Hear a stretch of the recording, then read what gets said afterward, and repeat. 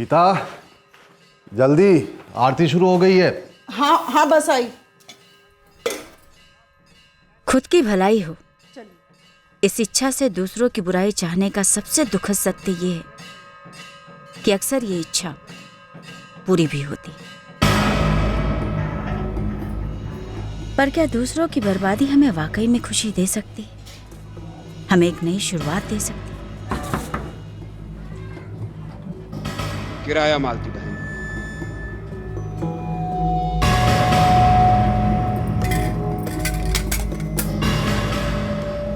उनसे बात करने से भी क्या होगा कमल?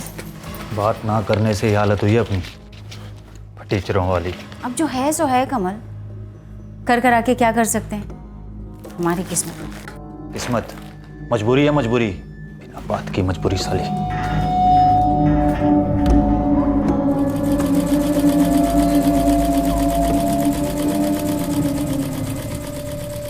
किसी दूसरे के खात्मे का सपना देखने से खुद की जिंदगी संवरती है भला? और जब इंसान उस सपने को एक भयंकर हकीकत में बदल देता है तब क्या होता है?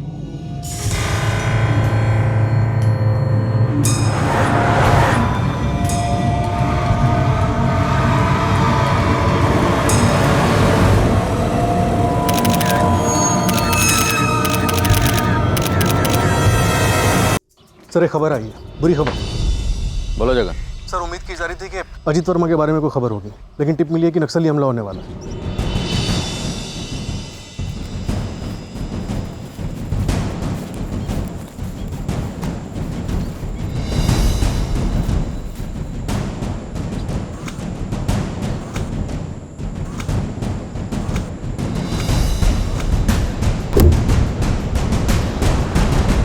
सर ये हमला गेस्ट हाउस पे हो सकता है और टारगेट आप और विनोद दोनों हैं। जगन अब हम पीछे तो नहीं हटने वाले। सर प्लीज़ सिर्फ अभी के लिए एक कदम पीछे हट जाइए। जब तक आपके पास टीम पहुंचेगी देर हो सकती है। सर वक्त सही नहीं है इसलिए कह रहा हूँ। सिर्फ अभी के लिए एक कदम पीछे हट जाइए सर प्लीज़।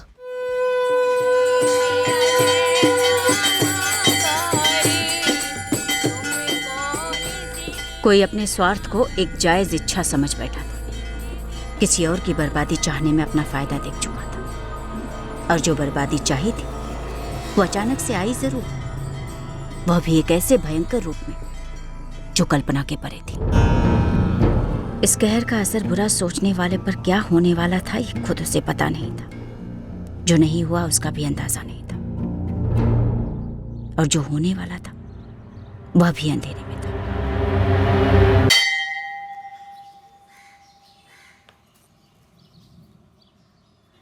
मोहित बेटा, तेरे जयकिशन दादा और गीता दादी कहीं बाहर गए हुए क्या?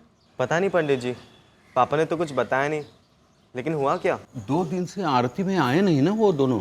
मैं और पापा तो कुछ काम में बिजी थे इसलिए नहीं आ पाए, लेकिन दादाजी और दादी जी को तो आना चाहिए था। सालों हो गए, एक दिन भी चूके नहीं थे। मैं काम करता हूँ, उनके घर पे जाकर पता करके आता हूँ। रुको मोहित, मैं भी साथ में चलता हूँ। मोहित, जरा अपने पिताजी से पूछो कहीं बाहर वार तो नहीं गए जयकिशन जी गीता जी के साथ। नहीं मोहित, चाचा जी ने मुझसे तो कुछ कहा नहीं कहीं बाहर जाने के बारे में। और वैसे भी वो अपने आप कहाँ जाएंगे? इतने सालों से शहर के बाहर तो निकले नहीं कभी। हाँ पापा, पर मैं पंडित जी के साथ दादाजी के घर के बाहर हूँ और दरवाजे पे तो ताला लगा है। जयकिशन जी को आखिरी बार मैंने परसों 15 तारीख को देखा था जब वो टहलने जा रहे थे।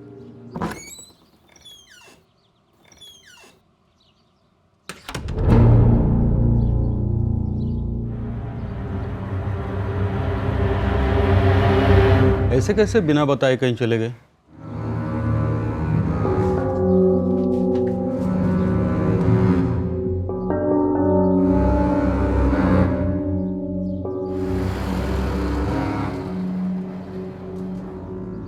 ऐसा कैसे हो सकता है? चाचा जी मुझे बिना बताए कहीं जाते ही नहीं। आनंद जी, घर के अंदर से बदबू आ रही है। हाँ पापा, बहुत गंदी स्मेल आ रही है।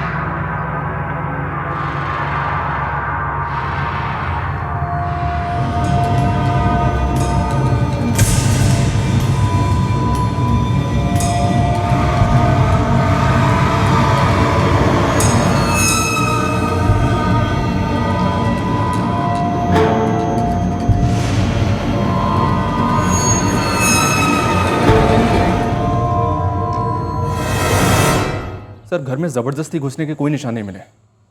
बाहर जो ताला लगा था वो घर का ही है। हर रोज आरती पर जाने से पहले यही ताला लगा कर जाते थे दोनों। ये ताला कातिल नहीं लगाया होगा। और सर लूट वूट के भी कोई निशान दिख तो नहीं रहे। वैसे सर देखने से कोई अमीर दंपति नहीं लग रहे हैं। बेडरूम में सिर्फ एक अलमारी है, सारे का चेक करिए उसे।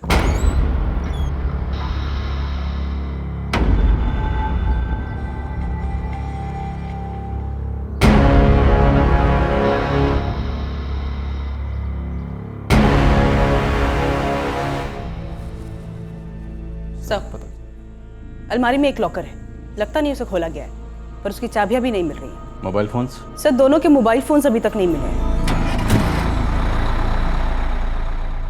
जब मैंने ट्राई किया तो चाचा जी और चाची जी दोनों के फोन बंद आ रहे थे। कोई बच्चे नहीं इनके?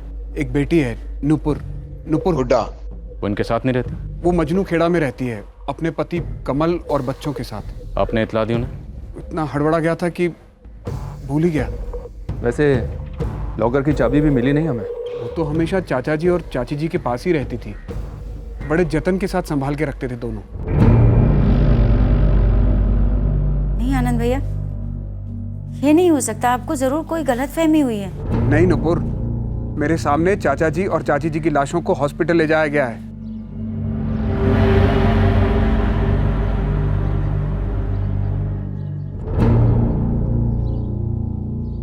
इतना बड़ा लॉकर, मिडिल क्लास घर में, ऐसा क्या रखा होगा इस लॉकर में?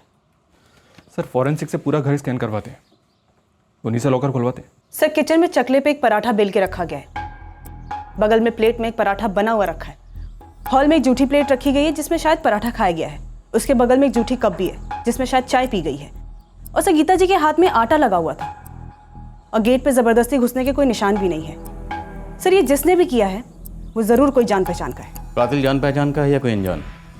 लेकिन जो भी है, अभी तक लॉकर की चाबी नहीं मिली है, तो क्या कातिल ने लॉकर खोलकर इस लॉकर से कुछ निकाला होगा?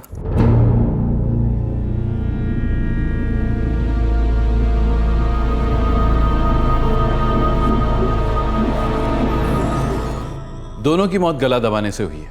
मौत 2 दिन पहले हुई होगी, यानी 15 सितंबर को दोपहर के वक्त। डॉक्टर, क्या आपको बॉडीज पर कोई उंगली के निशान मिले? वैसे क्राइम सीन से फॉरेंसिक टीम ने फिंगरप्रिंट्स कलेक्ट किए हैं।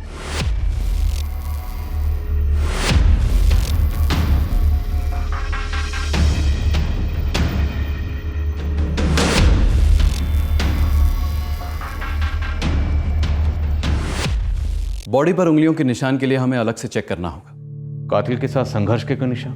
बिल्कुल नहीं। कातिल एक तो जान पहचान का रहा होगा और इन दोनों के मुकाबले मजबूत भी रहा होगा।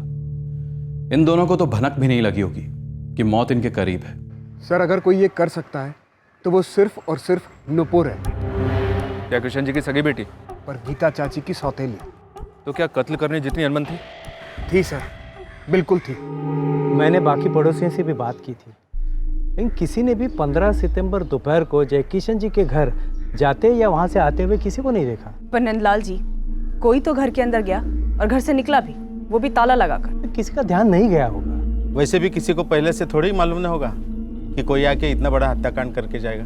ये बेटी नुपुर और भतीजा आनंद, इन लोगों का घर पे ज्यादा आना जाना नहीं होता था, उनके ध्यान में क्यों नहीं आई ये बात? आनंद का तो लगभग रोज ही आना जाना होता था, लेकिन अजीब बात यह है कि उन्हीं 2 दिन जिस दिन कांड हुआ था वो नहीं आया, और नुपुर के बारे में तो हमें कुछ ज्यादा पता नहीं। अच्छा, इन्होंने अपने घर में काम करने के लिए किसी को तो रखा होगा, कोई तो आता जाता होगा। मैडम आप जयकिशन जी को नहीं जानती, मतलब अपने घर का सारा काम वो खुद ही करते थे। और उनकी पत्नी गीता, वो तो किसी काम में कम नहीं थी, अपने घर का सारा काम खुद करती थी।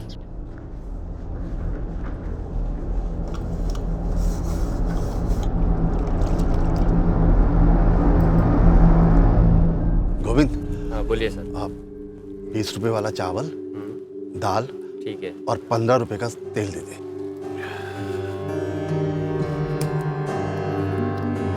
ये लो। तो क्या बताया आनंद, क्यों मरवाया नुपुर ने अपने पिता और सौतेली माँ को? प्रॉपर्टी के लिए सर, अपने पिता की प्रॉपर्टी जो मेरे जयकिशन चाचा नुपुर के नाम कभी नहीं करते। प्रॉपर्टी? उस पुराने घर के लिए नुपुर ने 2 मर्डर करवाए? नहीं सर, वो घर नहीं, आनंद ने बताया कि जयकिशन जी की और भी कई प्रॉपर्टीज हैं। ये आनंद खुद उन सभी जगहों से किराए इकट्ठे करता था और जयकिशन जी को देता था। एक तरीके से जयकिशन जी का खजांची है ये आनंद। ये आनंद जयकिशन जी का भतीजा है ना? जी हाँ सर, बड़े भाई का बेटा जिनकी डेथ हो चुकी है। और ये गीता जी नूपुर की सौतेली माँ थी। सौतेली माँ भी तो माँ ही होती है ना सर। आपके पति आपके साथ नहीं आए? कमल हुड्डा? मेरे पति टेम्पो चलाते हैं, चंडीगढ़ गए डिलीवरी पर। क्या बोल रहे नूपुर? कब हुआ ये? अभी अभी आनंद भैया का फ़ोन आया था। कब हुआ कैसे हुआ उन्हें भी ठीक से नहीं पता। अच्छा तू एक काम कर, जल्दी से जल्दी पहुंच वहाँ पे। हाँ मेरे पति कल सुबह तक यहाँ पहुँच जाएंगे सर। आप लोगों को पता चला ये सब किसने किया? कुछ चीज़ें पता चली, जैसे कि कातिल जो भी होगा पहचान का ही रहा होगा।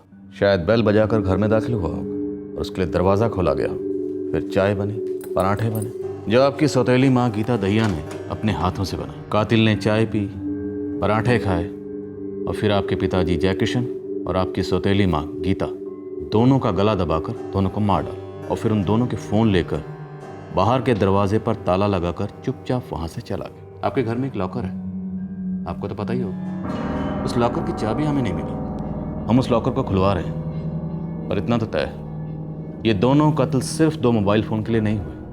कातिल जो भी था आपके माँ बाप की पहचान करा होगा। पहचान का? पर कौन? नुपुर जी, हमने सुना है कि आपके पिताजी की काफ़ी प्रॉपर्टीज़ हैं। हाँ तो कितनी होंगी? मुझे नहीं पता सर, आप आनंद भैया से पूछ लीजिए।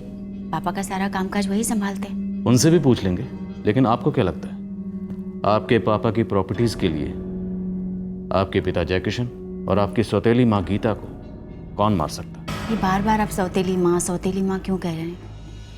कहीं आपका इशारा मेरी तरफ तो नहीं कि मैंने उनका कत्ल करवाया? नुपुर जी, हमने ऐसे कई केसेस देखे हैं जहाँ छोटी छोटी रकम के लिए लोगों ने अपने सगे माँ बाप का कत्ल किया। पर मैं उन लोगों में से नहीं हूँ। मेरे लिए कोई भी प्रॉपर्टी माँ बाप से कीमती नहीं हो सकती।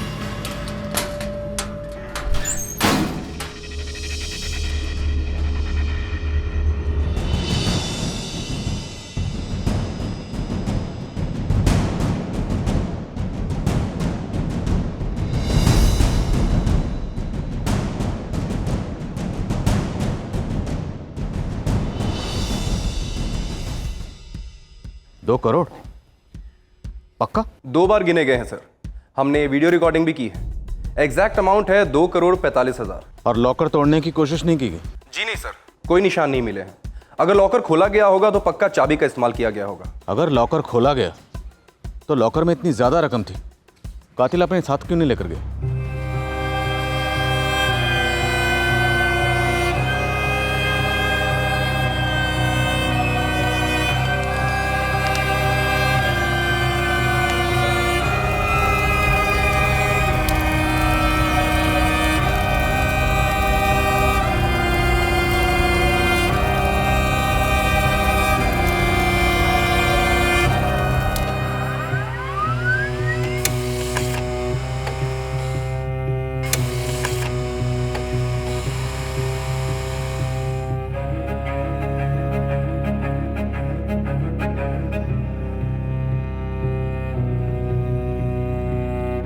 सर, जयकिशन दहिया और गीता दहिया दोनों के सेलफोन्स पालमगंज टावर की रेंज में स्विच ऑफ हुए और लास्ट लोकेशन भी घर के आसपास का ही शो हो रहा है। और इस दौरान कोई phone call? Sir, call record से 15 सितंबर की दोपहर को किसी के भी आने का कोई क्लू तो नहीं मिल रहा है। जान पहचान के लोगों को घर आने से पहले फोन करने की जरूरत नहीं होती, खासकर करीबी लोगों को। वैसे सर, कत्ल के वक्त नूपुर हुड्डा और कमल हुड्डा, इन दोनों का phone location Majnu Khera cellphone tower के रेंज में था, जहाँ पे उन दोनों का घर है।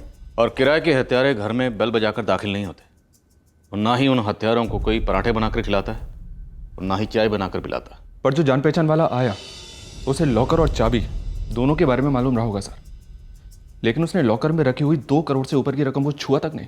ये दोनों मर्डर ना तो किसी सुपारी किलर ने किए हैं और ना ही किसी पेशेवर लुटेरे ने। ये दोनों कत्ल शायद सिर्फ और सिर्फ पैसों के लिए हुए। जी, मेरे खाते के हिसाब से कुल मिलाकर 2,12,45,000 होने चाहिए, मतलब 12 लाख रुपए कम है। इतना सारा कैश कहाँ से आया?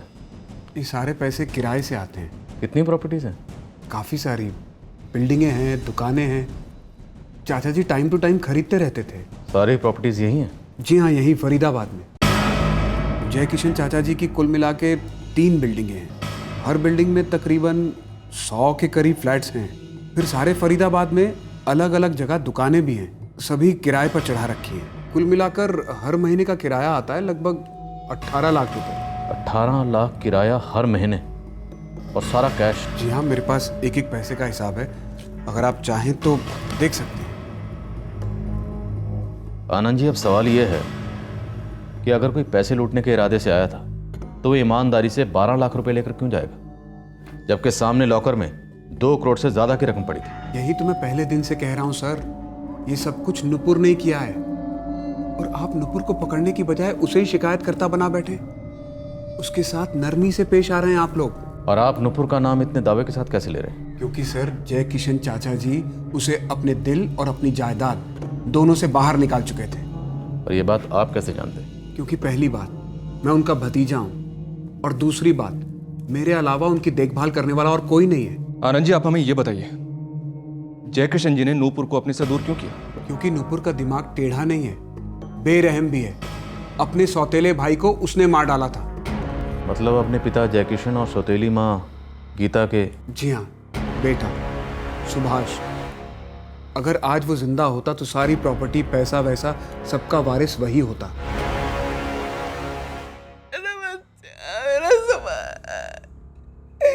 किसकी नजर लग गई मेरे बच्चे को? मेरा बच्चा क्यों छोड़ के चला गया? बच्चा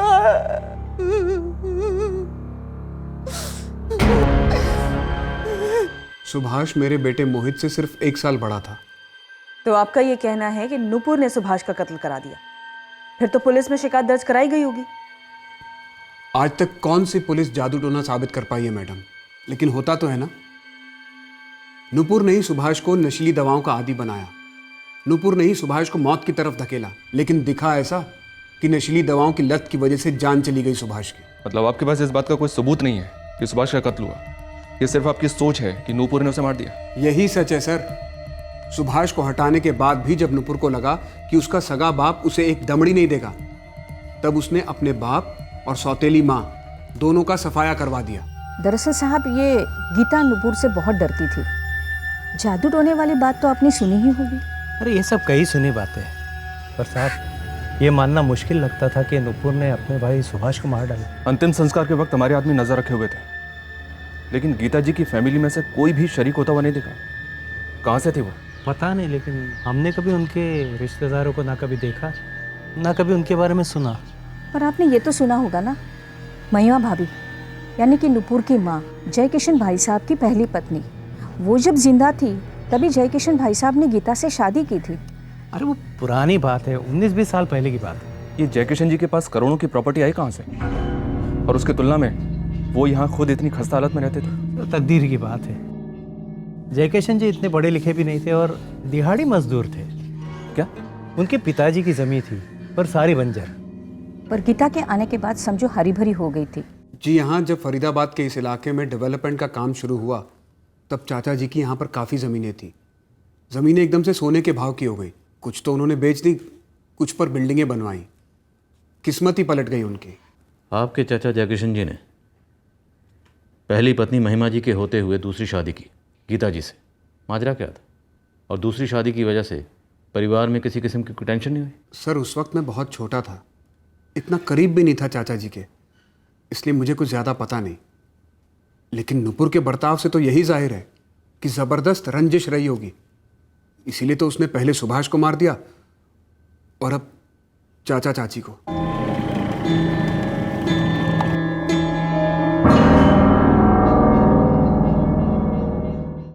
साहब ये नुपुर हुडा का पति टेम्पो ड्राइवर कमल रोज पी पाकर घर में हल्ला मचाता है। झगड़ा एक ही बात को लेकर कि बाप इतना रईस था और बेटी नुपुर को एक पैसा नहीं दिया। मारपीट?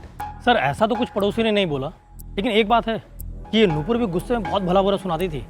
कभी अपने पति कमल को कोसती तो कभी अपने माँ बाप को कोसती। तो इस कमल का पूरा चिट्ठा निकाल।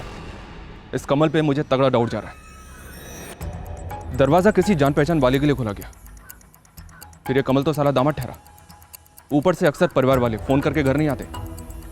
ये भी साला ऐसे धमक गया होगा बिना फ़ोन किए 15 सितंबर की दोपहर को। सुभाष की मौत ज़्यादा लेने की वजह से हुई थी सर। डॉक्टर के सर्टिफिकेट में भी यही लिखा हुआ है। दरअसल सर, हम सब उससे कुछ ज़्यादा ही लाड करते थे। आप ये कह सकते हैं कि हद से ज़्यादा। इसीलिए बिगड़ गया था, पढ़ाई छोड़कर बुरी संगत में पड़ गया था। सुभाष, सुभाष, उठ बेटा। ऐसी कोई रात नहीं है जब इन नशे की हालत में नहीं लौटा हो। कब घर आया, कब सोया, कुछ पता ही नहीं चला। एक रोटी तक नहीं खाई बेचारे ने। हम सब ने उसके नशे की लत छुड़वाने की बहुत कोशिश की सर। मैं तो उसे नशा मुक्ति केंद्र भी ले गई थी। हम भर्ती कराते, वो भाग आता। आपके पापा जयकिशन दहिया ने आपकी माँ महिमा दहिया के जीते जी दूसरी शादी की गीता दहिया जी से। सर, मेरी माँ लंबे अरसे से बीमार रहा करती थी और पापा की दूसरी शादी के बाद वो चल बसी।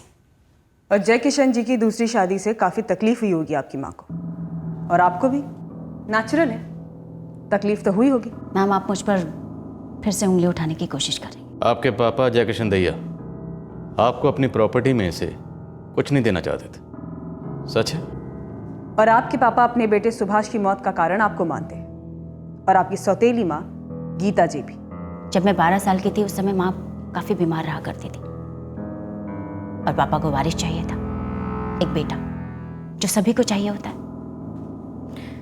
मेरे पति को भी चाहिए, भले ही हमारे हालात इतने खस्ता हैं। पापा को बेटा चाहिए था वारिस, और मेरी माँ दोबारा माँ नहीं बन सकती थी। तो आपके पापा जयकिशन जी को वारिस देने की चाहत पूरी करने के लिए आपकी माँ ने उन्हें दूसरी शादी के लिए हाँ कर दिया। जी, माँ ने खुद पापा से कहा था कि वो दूसरी शादी कर ले। और लड़की भी आपकी माँ ही ढूंढ के लाई थी? मेरे पापा के बड़े भाई सुरेंद्र दहिया, यानी कि आनंद भैया के पापा, वो लेकर आए थे गीता जी को, मेरी सौतेली माँ।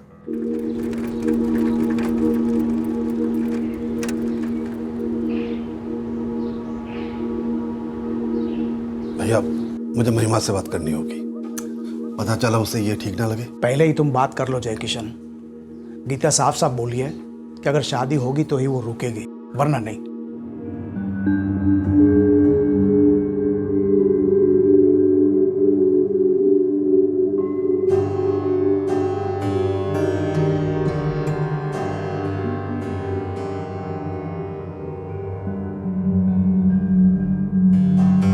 ठीक है, मैं महिमा से अभी बात कर लेता हूँ। महिमा को इस बात में कोई एतराज नहीं होना चाहिए।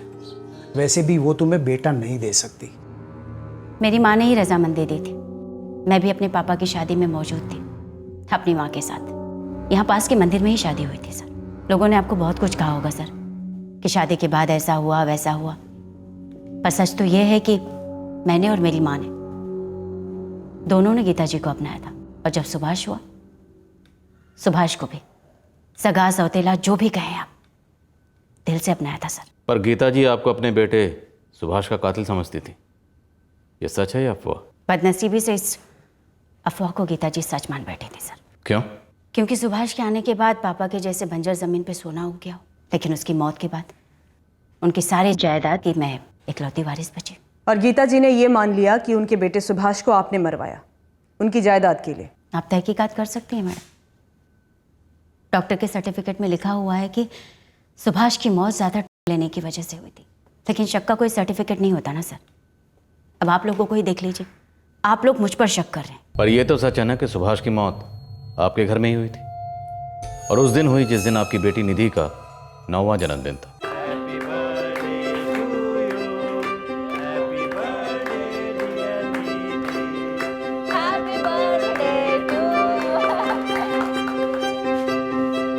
भाभी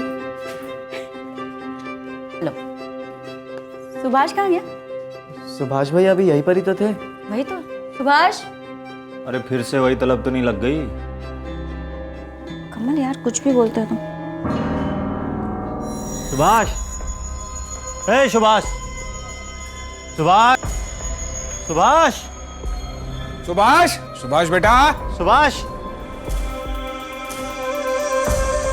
हे सुभाष, सुभाष बेटा, हे सुभाष, सुभाष बेटा। सुबह उस दिन भी वो सबसे छुपकर नशा करने गया था।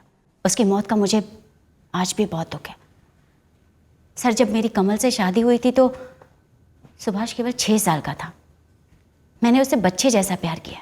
और आपकी माँ, असली माँ? वो भी सुभाष को बहुत लाड करते थे मैडम। और तब तो मेरे पापा इतने अमीर भी नहीं थे। आपको क्या लगता है मैडम, तब से मैं जादू टोना कर रही थी सुभाष पर, या तब से उसे नशे की आदत डाल रही थी? पर आपके पापा भी तो यही मानते थे कि सुभाष को आपने मरवाया। उनको मेरे खिलाफ भड़काया गया था सर। हाँ, मेरी अक्सर पापा से कहा सुनी हो जाती थी। क्योंकि उन्होंने अपनी दौलत, अपनी जायदाद से आपको कुछ नहीं दिया। सिर्फ इसलिए नहीं सर, बल्कि इसलिए कि उस दौलत का इस्तेमाल उन्होंने खुद के लिए भी नहीं किया। इतना सब कुछ होने के बावजूद फटीचरों जैसी हालत में रहते थे और हम सबको रखा था। देख नुपुर, जो भी है मेरा है। मैं किसे क्या दूं क्या ना दूं, इसमें मैं किसी का दखल बर्दाश्त नहीं करूंगा। ठीक है पापा, कम से कम खुद को तो दे दीजिए वो सुख सुविधा जो हर करोड़पति इंसान खुद को देता, अपने घर वालों को देता है।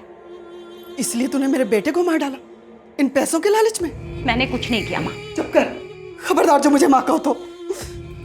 मैं पहले भी कई बार बोल चुका हूं, तुम दोनों को एक दमड़ी नहीं मिलेगी। तुम दोनों मेरी दौलत पर बुरी नजर अब मत डालो। आपकी दौलत पर पहले से बुरी नजर लगी है पापा, तभी तो वहां तिजोरी में पड़ी पड़ी सड़ रही और मैं वहां उस नरक में सड़ रही। आपके मन में एक बार भी ख्याल नहीं आता कि आप अपनी इतनी सारी दौलत से अपनी इकलौती बेटी, उसकी बच्ची, अपनी नवासी का भविष्य सुधार सकते हैं? लालच से किसी का भविष्य नहीं बनता है, कभी नहीं। और तू लालची नहीं, खूनी भी है।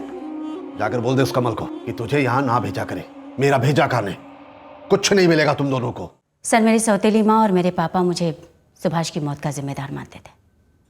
ये भी सच है कि वो मुझे अपनी जायदाद से कुछ भी नहीं देना चाहते थे। लेकिन अब तो सब कुछ मुझे ही मिलेगा ना सर। पर फिर भी मैं यही कहूँगी कि मैंने उन्हें नहीं मरवाया, ना ही सुभाष को। बचपन में मैंने बहुत गरीबी देखी सर, और आज तो उससे भी ज़्यादा गरीब हूँ। शायद मेरी यही गरीबी आप लोगों के मन में मेरे लिए शक पैदा कर रही है। लॉकर से 12 लाख रुपए गायब हुए। पर आप तो कह रहे थे कि करोड़ों थे लॉकर में। तो शायद 12 लाख सिर्फ हमें गुमराह करने के लिए चुराए गए हों। और मैं अच्छे से जानती हूँ कि आप लोगों को गुमराह कौन कर रहा है और क्यों कर रहा है। कौन?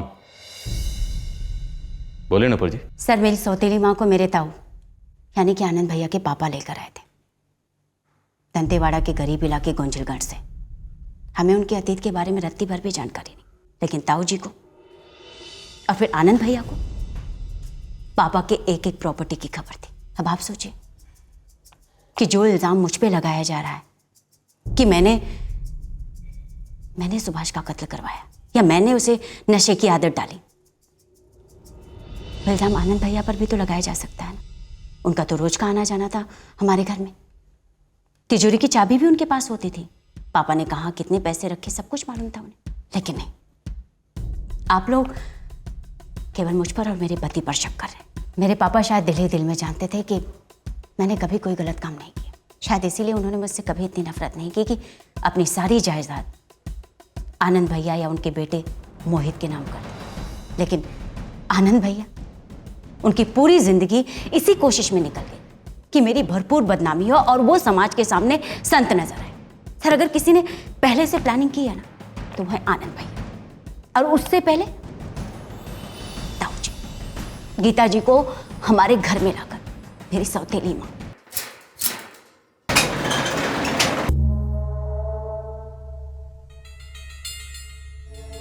जा मोहित, ये जमा करा दे। जी पापा। चाय।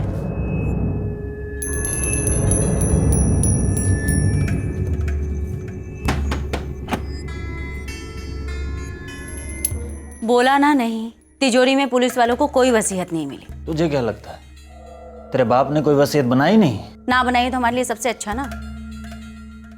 हो सकता है आनंद भैया के पास हो, वैसे भी बहुत चालाक इंसान है।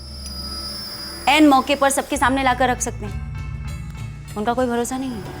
जहाँ तक नूपुर हुडा की बात है साहब, अभी तक एक भी बंदा ऐसा नहीं मिला जिसके सामने नूपुर ने कभी अपनी जुबान पे जादू टोने की बात लाई हो। नूपुर का पति कमल, उसकी क्या रिपोर्ट है? दारू तो मजबूत पीता है साहब, और दोनों पति पत्नी कुत्ते बिल्ली जैसा झगड़ा करते हैं कि ससुर करोड़पति था और दामाद रोडपति टेम्पो ड्राइवर। और ये जयकिशन का भतीजा आनंद, उसका बेटा मोहित? साहब अभी तक कुछ खुलकर तो सामने नहीं आया, लेकिन एक बात तो कोई अंधा भी बोलेगा, ये दोनों परिवार आनंद दहिया का और नूपुर हुडा का एक ही बात की आस लगाए बैठे थे कि कब ये जयकिशन मर जाए और कब इसके सोने के खान पर ये कब्जा कर सके। मैडम 19 साल पहले यहाँ दंतेवाड़ा से ले जाई गई थी, तो कुछ तो और डिटेल्स चाहिए। गीता का पूरा नाम क्या था, बाप का नाम, माँ का नाम क्या था। देख सुमित, अभी तक तो हमें ये भी नहीं मालूम कि गीता जी का असली नाम गीता ही था कि कुछ और। जो ये जानते थे वो अब इस दुनिया में नहीं है। मैं एक काम करती हूँ, तुझे गीता जी की अभी की फोटो भेजती हूँ। अभी की फोटो ठीक रहेगी मैडम। लगता है नुपुर ने आप लोगों पर भी जादू टोने की छड़ी घुमा दी, मुझ पर झूठा इल्जाम लगा दिया। हमें पता चला है कि तुम जयकिशन जी की प्रॉपर्टी पर बराबर नजर रखे हुए थे। सर, नजर रखने और बुरी नजर रखने में जमीन आसमान का फर्क होता है। नजर तो मैंने ही रखी थी। इतने सालों से ईमानदारी से, वफादारी से चाचा जी के सारे काम करता था मैं। तो जाहिर सी बात है कि उनके जाने के बाद वो सब कुछ मेरे नाम छोड़ जाते। सारे की सारी प्रॉपर्टी? साफ साफ चाचा जी ने खुद ये मुझसे बात कही थी, गीता चाची के सामने ही कहा था। मैंने बड़ी ईमानदारी से सगे माँ बाप की तरह सेवा की है उनकी। और फिर किराया इकट्ठा करने का काम उन्होंने ऐसे नहीं सौंप दिया था मुझे। एक एक पैसे का हिसाब दिया करता था मैं उनको। आप चाहो तो आप रजिस्टर देख सकते हो। और तिजोरी में 12 लाख रुपए कम थे, ये बात भी तो मैंने ही आपको बताई ना। जयकिशन जी ने कोई वसीयत बनाई थी? जहां तक मुझे पता है नहीं बनाई थी, लेकिन उन्होंने मुझसे बात जरूर की थी बनाने के बारे में। यही कि वो सब कुछ मेरे और मेरे बेटे मोहित के नाम कर देंगे। और उनके जाने के बाद अब ये सारी प्रॉपर्टी नुपुर के नाम ही होगी? हाँ, तो नुपुर के नाम 2-2 खून भी तो हैं, उनका क्या। चाचा जी सब कुछ मेरे नाम करने ही वाले थे, उससे पहले नुपुर ने चाल चल दी। लेकिन हमें अभी तक नुपुर के खिलाफ एक भी सबूत नहीं मिला। तो इसीलिए उसके इशारे पर आप मुझ पर साजिश का इल्जाम लगा रहे हैं। हमारे पिताजी सुरेंद्र दैया, जयकिशन दैया जी के बड़े भाई, गीता जी को वही लाए थे 19 साल पहले।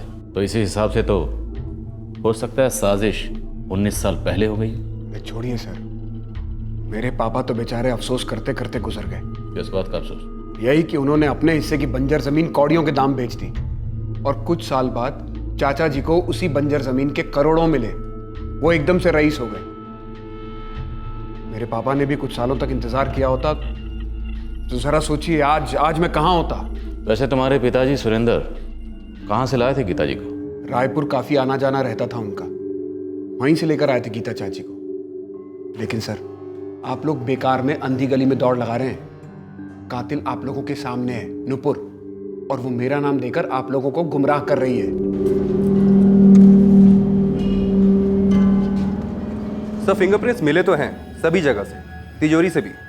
अब हम उन्हें छांटना शुरू करेंगे। रजत, क्राइम सीन की स्टडी से ऐसा लग तो नहीं रहा कि कातिल एक से ज्यादा थे? सर, एक बार उंगलियों के निशान मैच किए जाएं तभी हम पक्के से कुछ कह सकेंगे। इस कत्ल का मकसद और सस्पेक्ट दोनों हमारे सामने। हमें इतना भी पता है कि कातिल जो भी है वो इस जोड़े का करीबी है। उन दोनों के गले इतने जोर से दबाए गए, इसलिए पूरे चांसेस हैं कि कातिल मेल है। डॉक्टर अश्विन ने हमें लाशों के ऊपर के फिंगरप्रिंट्स भेजे हैं। अब हम उन्हें हमारे कलेक्ट किए फिंगरप्रिंट्स के साथ मैच करके देखेंगे। फिलहाल हमारे सामने 3 मेल सस्पेक्ट हैं। आनंद दैया का बेटा मोहित दैया और जयकिशन की बेटी नुपुर का हस्बैंड कमल हुडा। लेकिन फिलहाल हमारे पास इन तीनों के खिलाफ कोई सबूत नहीं। रजत, इस केस में फिंगरप्रिंट्स हमारे लिए एक बहुत अहम सुराग साबित हो सकते हैं। बस थोड़ा सा टाइम दीजिए, मैं आपको सारे सही एनालिसिस दूंगा। सर, जयकिशन का फोन स्विच ऑन हुआ है। दूसरा सिम लगा के फोन यूज किया जा रहा है। फोन की लोकेशन यही फरीदाबाद की है।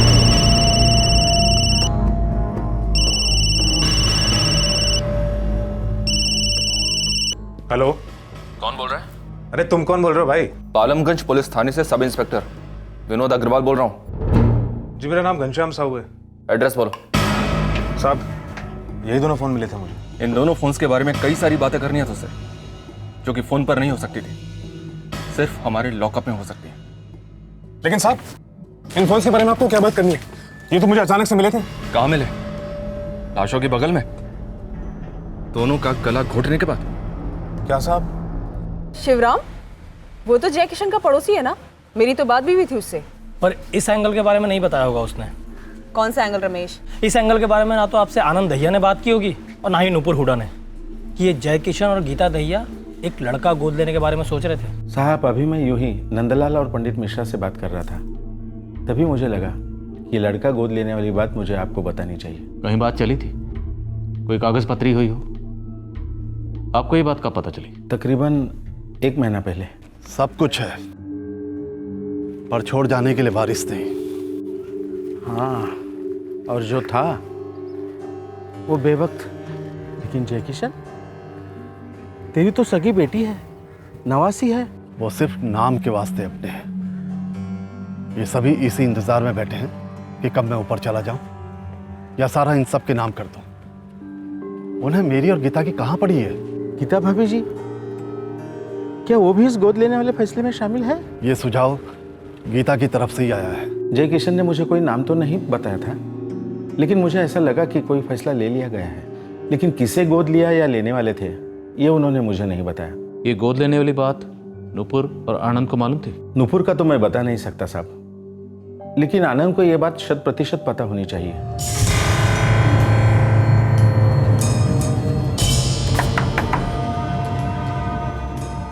मालती जी किराया। गोद लेने वाले थे? नहीं तो मुझे ये बात नहीं बताई पापा ने कभी। आपको किसने बताई सर? जिसने बताया नुपुर जी। पर ऐसा क्यों है कि आपके पापा ने ये बात आपको नहीं बताई बल्कि किसी और को बताई? ये सरासर मनगढ़ंत कहानी है सर। अगर आपको आनंद भैया ने बात बताई तो वो झूठ बोल रहे हैं। मेरे पापा मुझसे पूछे बिना इतना बड़ा फैसला ले ही नहीं सकते थे। पर हो सकता है ये फैसला लिया गया हो नुपुर जी, आपके पापा ने उनकी बात मान ली हो। हाँ, ये मुमकिन है और मुझे पूरा यकीन भी है कि आनंद भैया ने ज़रूर कोई पट्टी पढ़ाई होगी पापा को या फिर गीता जी ने। वैसे भी वो दोनों पापा को और मुझे अलग करने पे तुले हुए थे। साहब, मैं ईमानदारी से टैक्सी चलाता हूँ, कभी कोई गलत काम नहीं किया मैंने। उस दिन मैं वो नेहरू सर्कल के पास शौचालय गया था, वहीं पर दोनों फ़ोन मिले मुझे साहब।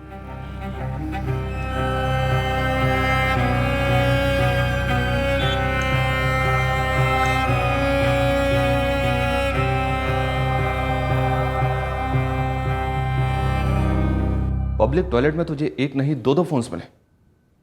क्या बात है?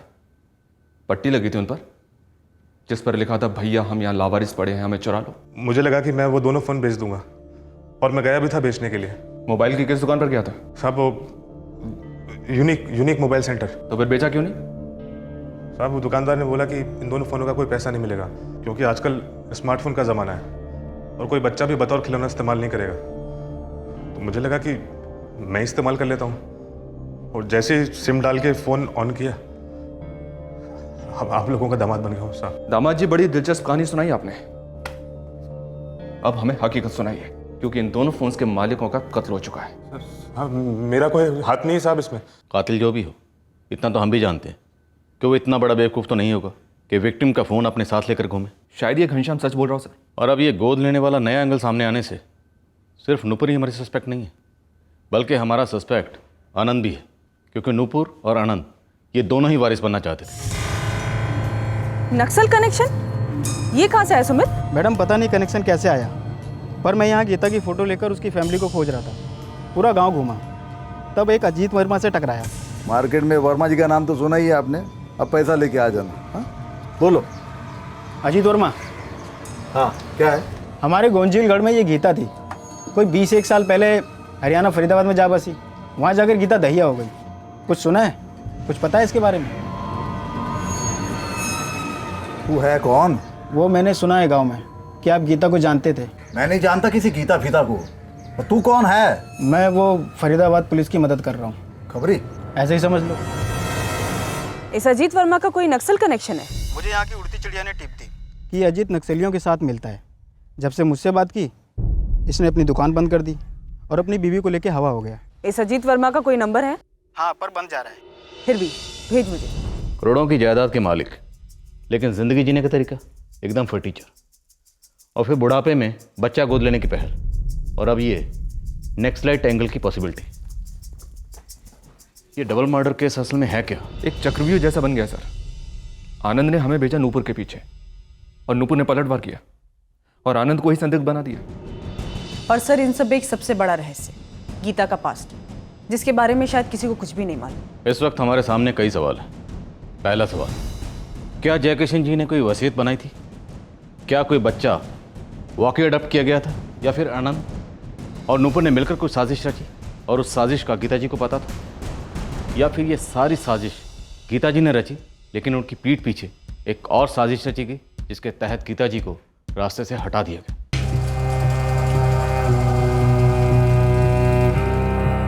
अरे ललित। जी सर। इस राहुल ने नौकरी वोकरी छोड़ दी है क्या? कुछ बताया नहीं सर, ड्यूटी पर भी नहीं आ रहा है, उसने फ़ोन भी बंद रखा है सर।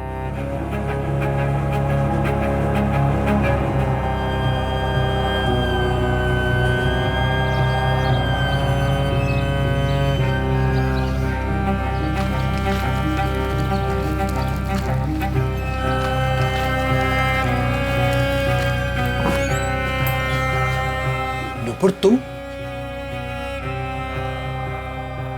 तुम यहाँ क्या कर रही हो? पहले मुझे ये बताओ, ये गोद लेने वाली बात मुझसे छिपाई क्यों गई? गोद लेने वाली बात? कौन किसे गोद ले रहा है? पापा और गीता जी किसी लड़के को वारिस बनाने वाले थे गोद लेकर। पुलिस को किसी ने बात बताई। तो किसी ने ये तुक्का फेंका है अब। किसने नुपुर?